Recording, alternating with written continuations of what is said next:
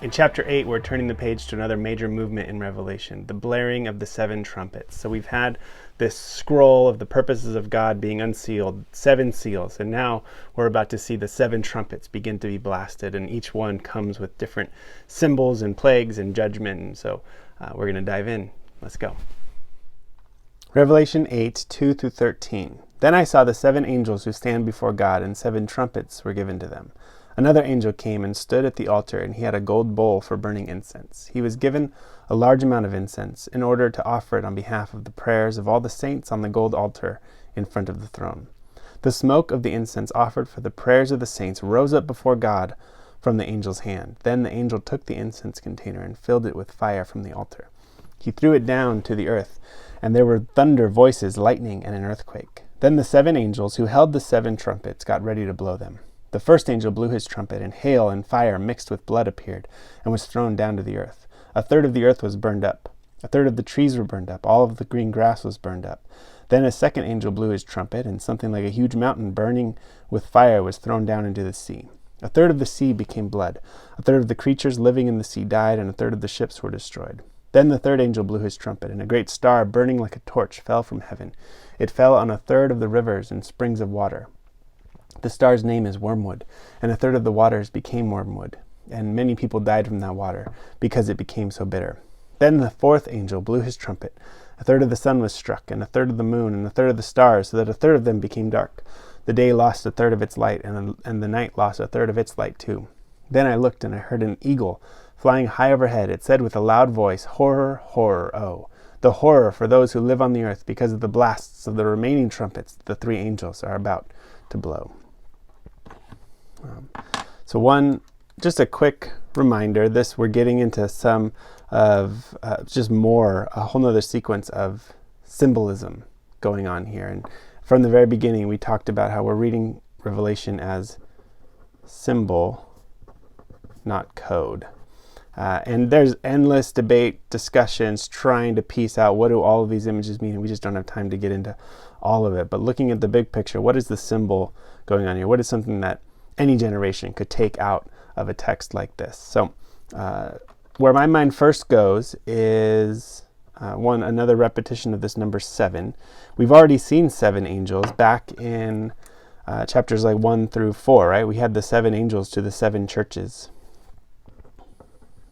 And so people have wondered, it's not definitive, but people have wondered if these are the 7 angels. So the churches themselves had these kind of guardian angels watching out for them. Are these the angels now taking on the rescue of God's people?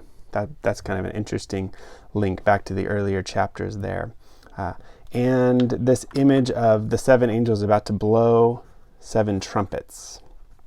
I looked up trumpets, kind of dug into that. What is the meaning behind that? And just from our own culture, but even if you go back through the Old and New Testament, trumpets were like a war call, right? So the trumpet blast was to call the armies to war. It was also kind of a wake-up call.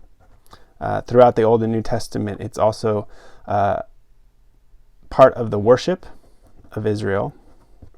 So it's a way that they gave glory to God, and it was a way of calling out the people of God, maybe calling them back out of captivity. The trumpets would blast in some of the prophets to bring them back to the land. And so it was both a call to war against God's enemies and a call for salvation. So this idea of the people of God are suffering, there's wicked in the world, and the trumpet blast is a way of saying God is calling his people to salvation, and he's warning the enemies of God that judgment is about to come. So it's a mix of judgment and salvation there. And right before the trumpets are actually blown, we have this little interlude. And this is where actually I sat the most amount of time just thinking about this image here. And so we've already seen saints under the altar back in chapter 6, right? In chapter 6, verse 10, we saw saints crying out under the altar, "How long, O Lord, until you avenge us for the blood that was spilled?"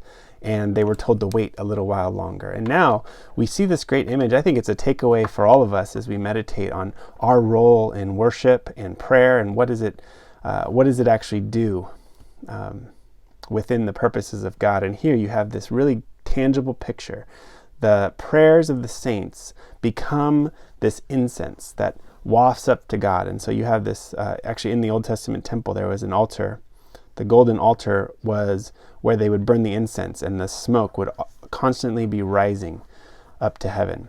And it was this tangible picture that any Israelite could look at to know that my prayers are being represented in this smoke. And so just as the incense rises up to heaven, I can trust that when I pray, my prayers actually make it to the throne of God. And here you actually see a really tangible picture of that. It's been the saints that are crying out for justice because they've been suffering, because they've been persecuted.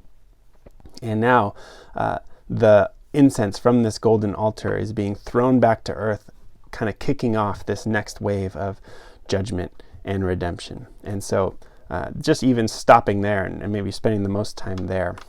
Then the angels begin to blow the trumpets. Again, it's a war call. It's a warning against God's enemies. It's also a way, the trumpet was the way that God brought his people into salvation. And then each one, there's a lot of images here we don't even have time to get into, but Exodus, the plagues of Exodus, chapters 7 through 10, clearly are being recapitulated here. There's a lot of parallels to the original plagues in the Exodus to these plagues that are coming from the trumpets.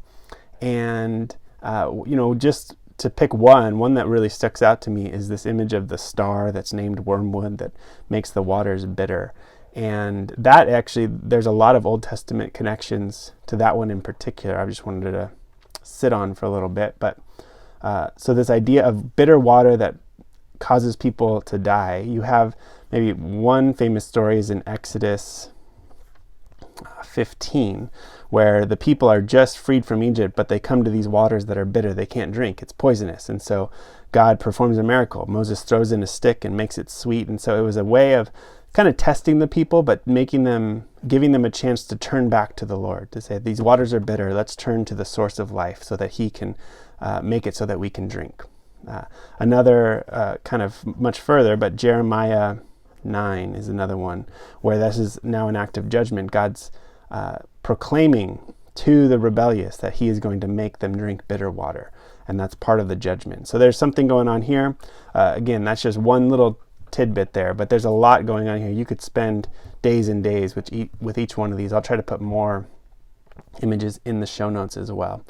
Maybe stepping back. So we're here at the altar of incense. It's been the prayers of the suffering saints that are wafting up to God, and now kicking off this next phase of judgment. And the trumpet blast is the way that God is bringing both plagues and judgment against the wicked, but also starting to gather in the elect.